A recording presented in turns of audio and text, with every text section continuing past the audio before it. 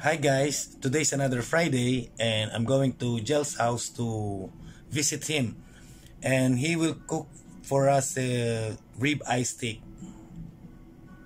Rib eye steak. Okay, see you there guys. I'm going to walk, medyo malayo.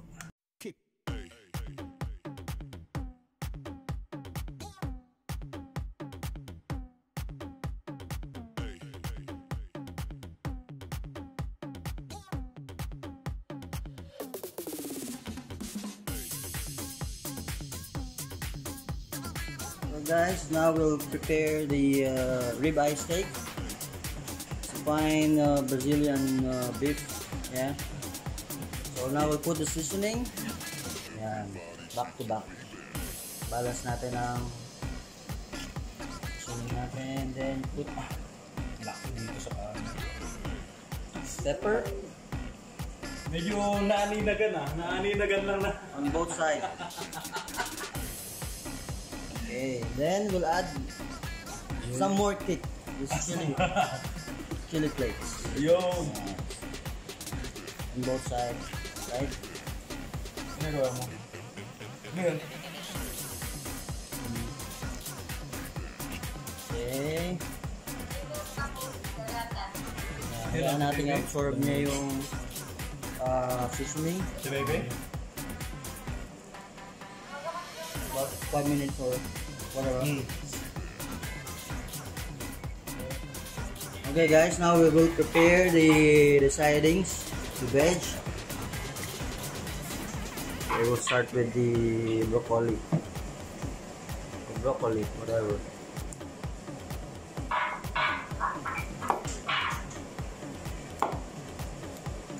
Tutunan natin lahat.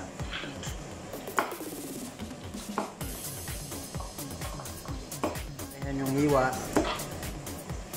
Broccoli, sarap yan. So this is really a healthy vegetable. Okay? Sabi ng mga scientists, ng patigas daw ang muscle. Ng ulo. Saang ulo? Pampakatas daw yan. Parami ng patas. And okay na, these are small. Ano lang, okay lang yung tama. Depende sa gusto nyo ha. Pwedeng maliit, pwedeng malaking hiwa. Now, the capsicum. Or bell pepper.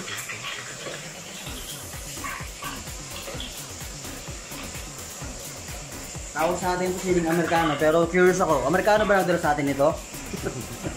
I don't think so. Sige. Tagalog mo. Siling Tagalog. Okay. Ano lang to ha, mga pacham lang to pero wala. Ano talaga to, masarap tong pulutan. Okay. Patatin yata. Okay, then next one is the courgette. Sarap to. As in. Di ba pa yung zucchini, courgette pa rin? Meron ka pang gata?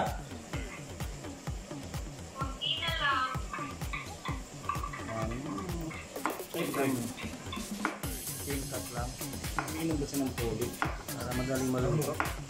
Hindi naman siya ng tubig. Hindi na. Vitamins. Oo. Bili niya tayo eh. Resistensya.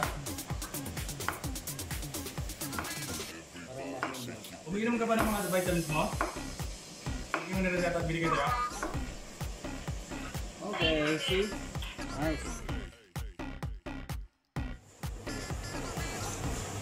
Ingit lang ang kawali natin. So, maglagay na tayo ng kaunti lang na olive oil. Pakita mo rin yung brand ng olive oil para makita nila kung anong olive oil yung gagamitin nila. Kasi, Hindi naman siya sponsored eh. Ano naman, ingit na. kailangan mo na. Kailangan mo na ba? Now, this is the time. See the meat? That's right. Ang mahal kaya yan, santaan na yan. Dawa, restaurant. Isang beto. Tulpi lang. Ito may dito sa atin, yung mga tiyempuhan, sa mga 30, 27, Oo, sa lulo. Punta ka sa steakhouse, magkano yan? 95 plus drink. How much you would pay? Approximately 120, 130 for one meal. Just only more or less 20 dirham. All the ingredients.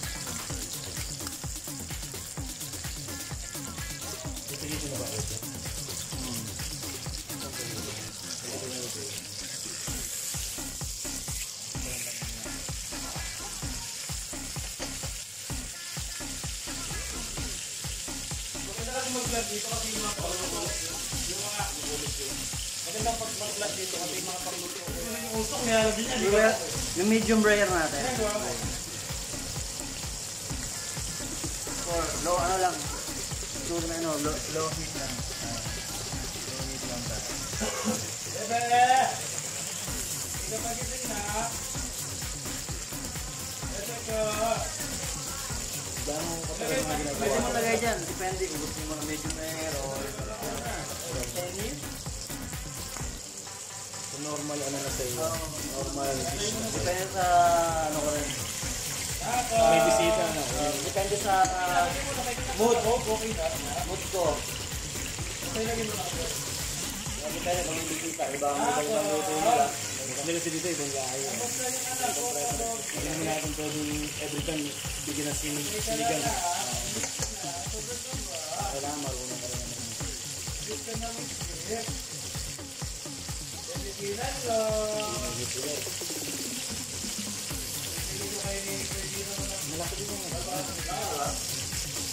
Hindi nga siya nag-string. T-bone. Meron akong ibon doon, pre. Ay, pag-along ko sa pre sa T-bone talaga. ibon talaga. Ako, Mga 1 inch. hindi lang. Nagpas, 1.5. Almost 2 na, masarap. Diba? Hirapan ako mag-edit dito sa Katarantaduan. Ako sa hindi ka ng panay Katarantaduan na niya. Yung full Luto na, mabila. Luto na yung kabila. ipapasa ko yung full version at saka yung Edited.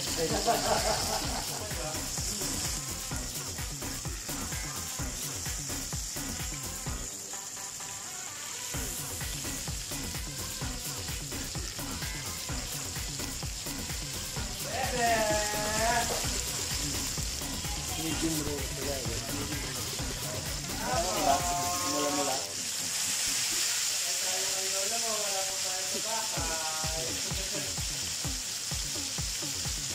Okay lang siya. Mamaya, makipag-slice mo lang natin. Dina!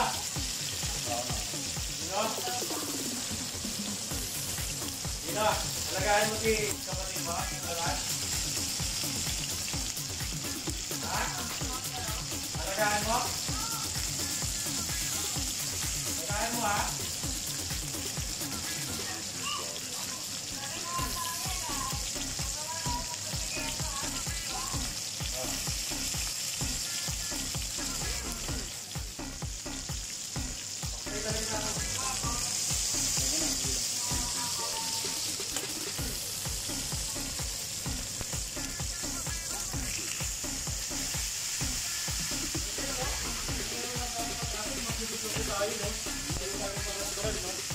Sa Manila, no? Ha? Kaya sa isang daan na libo lang tayo, no? No? Hindi yung ano ba yung grill? Yung resto bar? Right. Kainan, ganun, di ba? Oo, isang daan na libo lang tayo, no? Wow! Ito mo, walang kikita yung bar, nakakainin natin. Yung mga babae, di ba?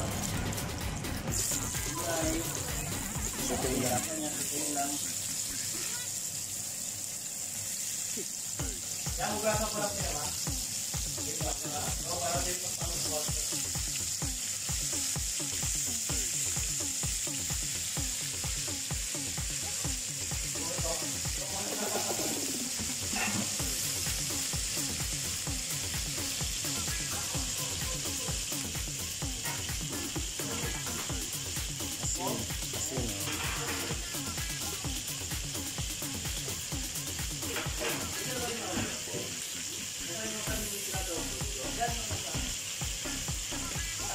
dyan, wala na? Yun na lang, saka itong kabal.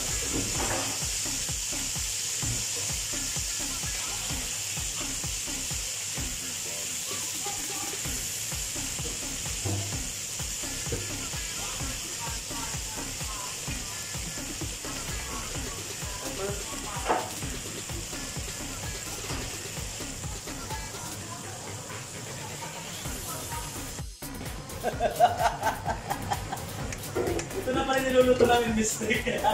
Mistake pala. Ganda ng kulay, oh. See? Fresh na fresh pa rin, eh.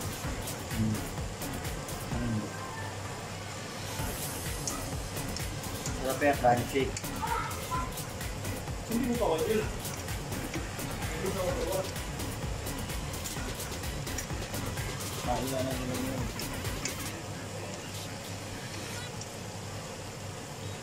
Sarap din pre yung